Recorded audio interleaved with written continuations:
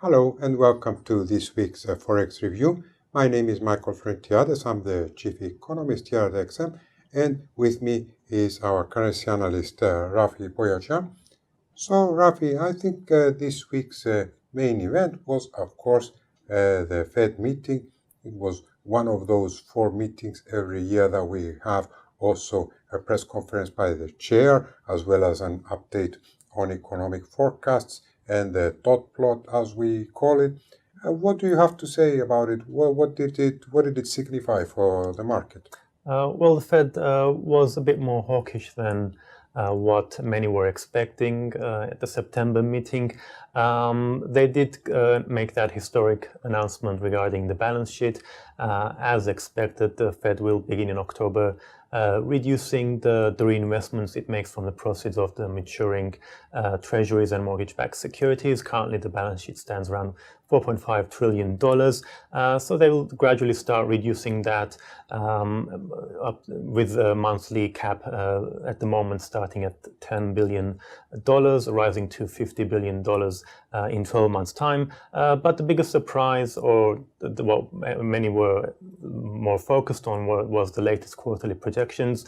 Every 3 months, FOMC members give their estimates as to interest rates, inflation, and GDP. And given the recent low inflation readings we've had, as well as the hurricane, the impact of the hurricanes we had at the end of August in early September, and given that the impact that will have on economic growth, everyone was pretty much expecting a much more dovish Fed this time around. But the Fed didn't see any long-lasting impact from the hurricanes, and they also still are expecting inflation to rebound. So the FOMC members are still projecting 1 more rate hike by the end of this year and 3 rate hikes in 2018.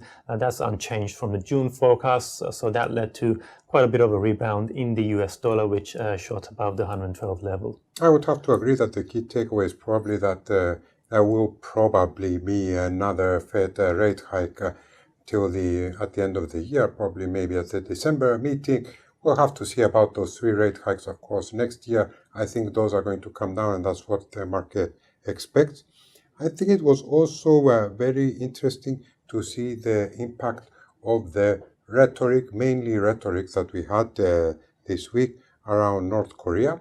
We had Trump's speech before the UN General Assembly. The market was watching that, but given that it was mainly sharp rhetoric, I think it was more aggressive than expected, the rhetoric that Trump used.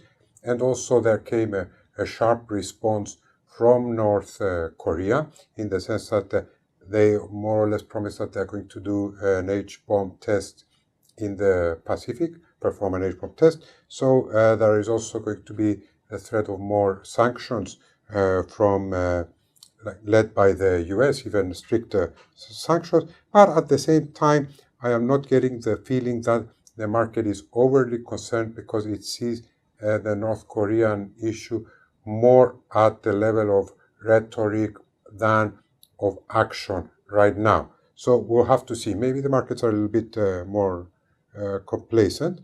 And also another issue that we had was that the euro was relatively strong this week. I think we had the fact that the dollar rallied a little bit up against the euro. It pushed it below 120 and even below 119 euro dollar.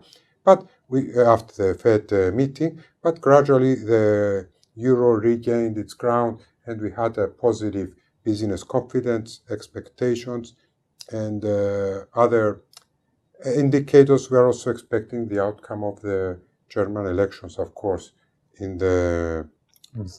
on Sunday, although the market is also again complacent about what was going on.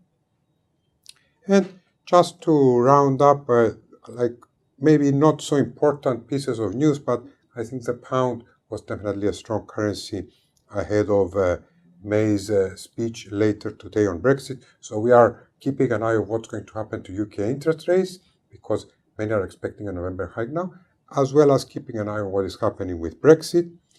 The Aussie was also quite under quite a bit of pressure this week, because We also had the Chinese the downgrade of China's credit rating. We also had some retreat in the metals market, so worries about that.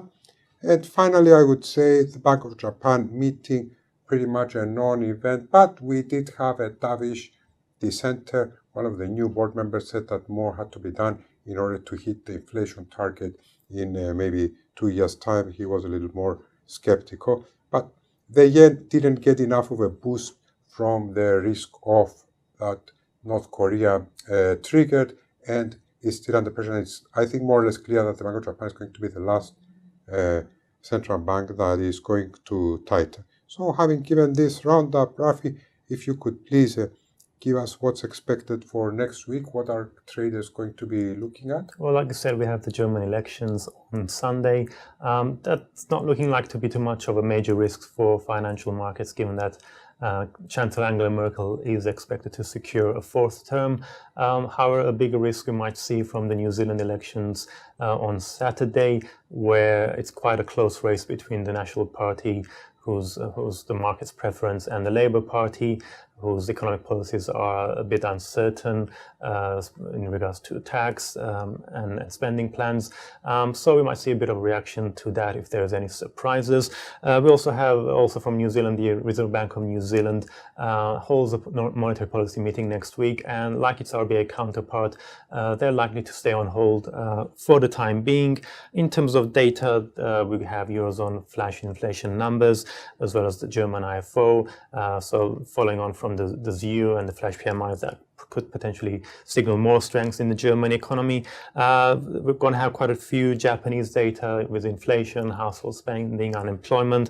And of course, in the US, we're going to have the Fed's preferred inflation measure, the PCE core price index, as well as consumer spending survey data, a lot of housing data, and durable goods. And maybe some Fed speakers with that, so it should be an interesting week. Thank you very much, Rafi. Thank you, everyone, for watching, and have a great day.